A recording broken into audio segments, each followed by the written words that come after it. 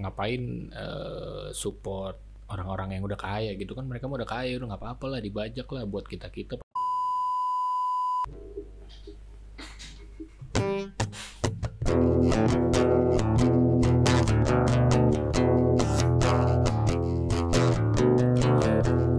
Pajakan yang terjadi di Indonesia tercinta, mengapa sulit untuk dilawan?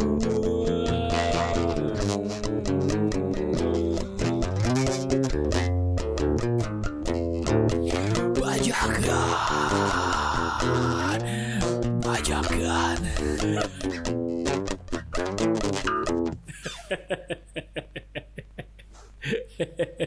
Lagu macam apa itu? Gak apa-apa, namanya juga lagu-lagu dadakan mah bebas aja ya kagak. Jadi kali ini gue mau ngebahas tentang pembajakan. Mengapa bajakan di Indonesia itu sulit banget dilawan? Gak di Indonesia sih, sebenarnya hampir di semua juga lah ya. Tapi di Indonesia dengan angka 270 juta jiwa ya kalau nggak salah, 270 juta jiwa, dan specifically film yang box office itu 1 juta penonton, itu box office Indonesia dari 270 juta jiwa. Why man, it's so sad. 0, berapa persen itu 1 juta penonton masuk box office Indonesia. Ya karena kalau dilihat di internet gitu, bajakan-bajakannya itu misalkan kayak, nah ini yang menarik nih, baru banget kemarin gue lihat agak lain di YouTube tuh ada anjir iniannya yang rekam pakai kamera. Jadi direkam gitu di bioskop pakai kamera anjing. Yang rekam, kalau denger dari suaranya ya, kalau denger dari suara yang rekam gitu, orang Batak juga yang rekam. Kagak support Anda, hey. Parah anjir. Jadi kalau di suaranya tuh, kalau bisa lu cek di YouTube ada bantu report gitu. Kalau yang kalian support sama sineasnya gitu. Jadi di rekaman itu tuh kayaknya ibu-ibu sama anak muda gitulah, cewek dua-duanya gitu. Tapi ada tipis-tipis suara laki-laki, nggak tahu itu bapaknya tuh siapa. Jadi di filmnya tuh ibu-ibunya juga ketawa-ketawa, tapi nanya-nanya mulu anjing. Ibu-ibu banget. Gue ngeliatin kan gue nonton bentar lah ya, maksudnya pengen tahu apa sih ini, siapa sih yang ngerekam gitu, pengen tahu denger suaranya gitu. Ya itu, jadi gue nyimakin suaranya gitu daripada filmnya.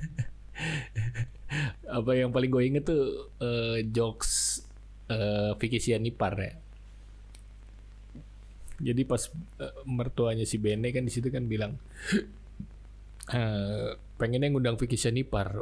Wah, pada ketawa kan. Wah, pada ketawa. Si ibu-ibu itu juga ketawa tuh, termasuk dia ketawa. Wah, ketawa terus dia nanya, Vicky Sianipar siapa ya? Kenapa ketawa ada kalau nggak ngerti konteks aja. Nggak cuma film yang lucu gitu, komentar-komentar lucu-lucu aja.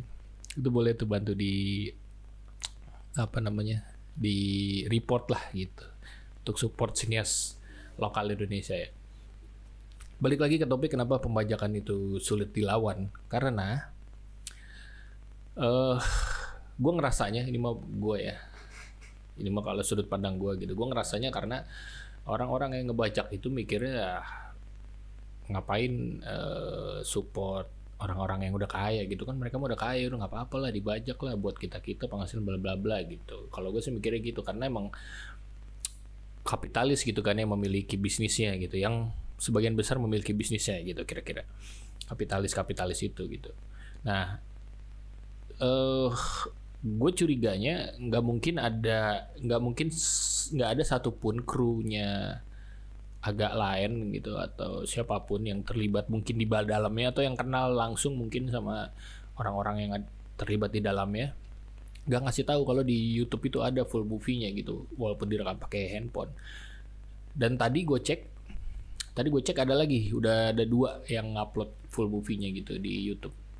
Yang cuma terhitungnya masih puluhan ribu sih view-nya gitu. Tapi kan full dari awal sampai akhir gitu. Ngerekamnya gitu kan. Nah nggak mungkin kan kalau salah satu di antara mereka nggak ada yang ngeh gitu atau kenal gitu sama si pembajakan ini. Tapi kayak seperti dibiarkan gitu itu semua terjadi gitu kan, atau ya udahlah gitu kan, atau ada malas lah ngurusnya ribet gitu. Padahal kan nggak juga gitu, apalagi YouTube gitu, itu yang gampang banget, tinggal di report, mengaku sebagai atau ngasih license kalau itu tuh milik dia, udah pasti langsung di take down. YouTube tuh gampang banget, cepet. Tapi mengapa itu tidak terjadi? Karena menurut gua tidak ada rasa memiliki dari si sineasnya itu sendiri dan si senimannya gitu. Misalkan let's say itu kan anak-anak stand up comedian ya, kayaknya anak-anak itu juga pasti lingkarannya banyak gitu. Misalkan ada temennya siapa gitu, misalkan gua ketika gua tahu film yang gua kerjain, misalkan ada beberapa, ya hampir semua film yang gua kerjain itu pasti dibajakan. Ada yang ngasih tahu gitu ke gua, ya gua yang pertama mungkin gue sibuk, bukannya gue nggak peduli, tapi mungkin yang pertama gue sibuk gitu. Terus yang kedua gue udah ngasih tahu, walaupun ke misalkan MD Picture misalkan, gue udah ngasih tahu lah ke salah satu orangnya misalkan, film ini dibajak tuh di ini. Udah iya gitu ke karyawannya gitu misalkan. Iya doang gitu, tapi ya tetap ada gitu sampai sekarang. Gue gara-gara gue ngeliat agak lain banyak ada di YouTube gitu, gue akhirnya ngecek juga tuh yang lain-lain, dan ternyata hampir semuanya tuh ada juga di YouTube gitu. Jadi pembajakannya lumayan masif gitu, dan terlihat dibiarkan karena ada yang jutaan view, ada yang puluhan juta. Gue lihat kemarin tuh kalau nggak salah ya. Itu karena ngerasa tidak memiliki, ya itu tadi karena kapitalis yang menguasai industrinya gitu. Jadi yang lain jadi bodo amat lah gitu, yang penting gue mau udah dibayar gitu. Jadi akhirnya senimannya ya mindsetnya udah sebagai pekerja, bukan sebagai seniman yang memiliki si karyanya. Nah, mungkin kalau di luar negeri gue curiganya kenapa bisa bocor, itu ada bocor ketika ada pengiriman atau transfer filmnya gitu ya, entah itu di bocor ketika di post pro atau apa gitu, atau ketika lagi transfer data gitu. Jadi kalau itu banyak kemungkinan kalau film-film luar gitu ya, tapi banyak juga sih yang nggak bocor. Nah, tapi kalau yang sekarang sih pada bocor karena tayang ke Netflix kan, misalkan tayang ke Netflix, tayang ke HBO dan lain-lain Prime, itu udah kemungkinan besar itu udah pasti dibajak gitu. Karena kan situs-situs itu tidak ada yang aman gitu ya di situs ya.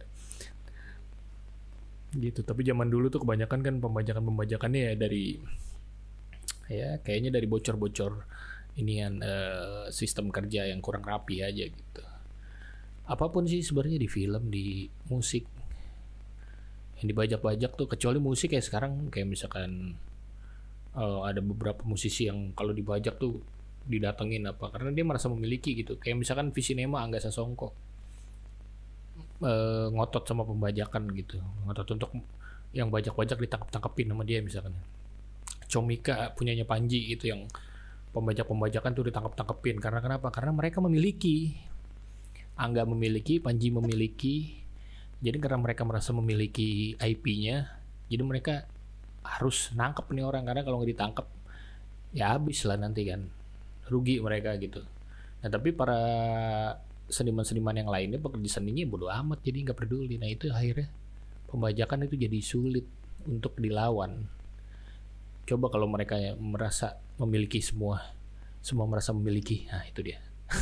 Coba kalau semuanya merasa memiliki, pasti semuanya rame-rame ngelawan pembajakan ya, kayaknya bisa hilang gitu pembajakan. Hilang sih enggak ya, tapi bisa berkurang secara signifikan menurut gua. Bagaimana cara menimbulkan rasa memiliki? Jadilah seniman. Ada di episode gue sebelumnya. Seniman. Kami berkarya, bukan bekerja.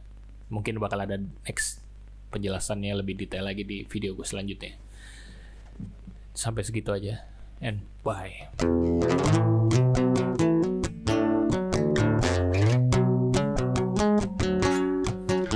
Ayo kita melawan pembajakan. Ayo kita melawan ketidakadilan kapitalis. Anjay.